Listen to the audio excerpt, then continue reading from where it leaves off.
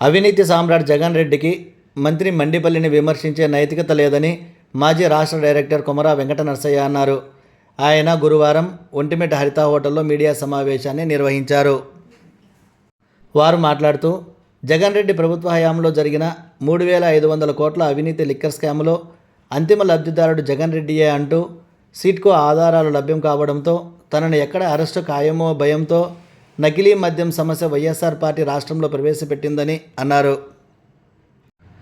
ఈ కార్యక్రమంలో మామిళ్ళ Eshwaraiah, parliament party కార్యనిర్వాహక కార్యదర్శి మోదుగుల నరసింహులు, మాజీ మండల పార్టీ అధ్యక్షుడు పామూరు సుబ్రహ్మణ్యం, సింగిల్ విండో మాజీ నందిమండలం సుధాకర్ రాజు, మాజీ ఎంపీటీసీ శుభాన్, సీనియర్ నాయకులు మామిళ్ళ రామకృష్ణయ్య, రేవిళ్ళ బాలమునయ్య, పత్తి కృష్ణయ్య, యువ నాయకుడు వినోద్ రెడ్డి, కృష్ణారెడ్డి, రఘురామరెడ్డి, శ్రీనివాసరెడ్డి, బీసీ నాయకుడు మౌలాలి, నడింపల్లి దిలీప్ తదితరులు పాల్గొన్నారు.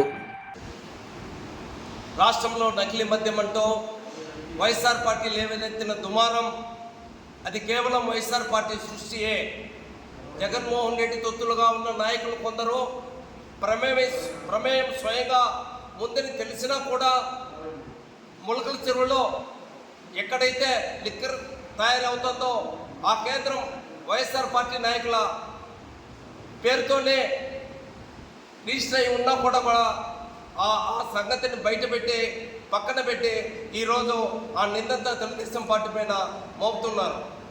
జగన్ రెడ్డి 3,500 కోట్ల లిక్కర్ స్కామ్లో అడ్డంగా కూరుకుపోయి ఈరోజు అంతిమ లబ్ధిదారుడు జగన్ రెడ్డి అని చెప్పి సిట్టు విచారణలో బహిర్గతం కావడంతో తాను ఎక్కడ అరెస్ట్ చేస్తారనే భయం పుట్టుకొని ఈరోజు వజ్రం లాంటి నీతి నిజాయితీలకు మారుపేరైన మండిపల్లి రామప్రసాద్ రెడ్డి పైన ఈరోజు తప్పుడు ఆరోపణలతో తన బ్లూ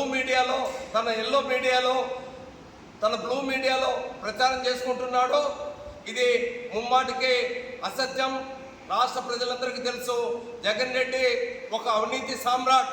అతని తొత్తులైన మిథున్ రెడ్డి కానీ చెవిరెడ్డి కానీ ఈరోజు ఊచలు లెక్క పెట్టి వచ్చారు. లోపల ఉన్న చెవిరెడ్డి కూడా మొత్తం అంతా కక్కేశాడు.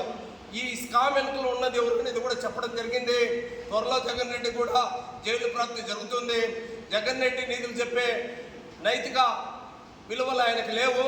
ఎందుకంటే ఆల్రెడీ 11 సిబిఐ కేసుల్లో 6 ఈడీ కేసుల్లో బుక్ అయిన ఒక అవినీతి సామ్రాట్ నిజాయితీపరుడైన మంత్రి రాంప్రసాద్ పైన చేసే తప్పుడు ఆరోపణలు ఎవరు వినరు, నమ్మరు.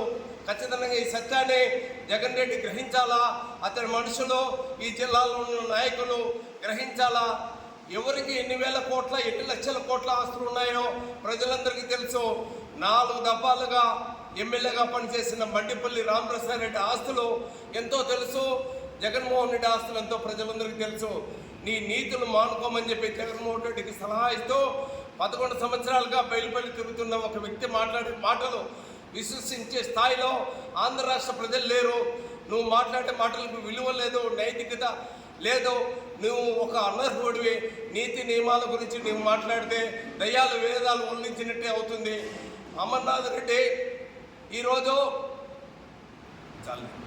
ఉల్లించినట్టే అవుతుంది.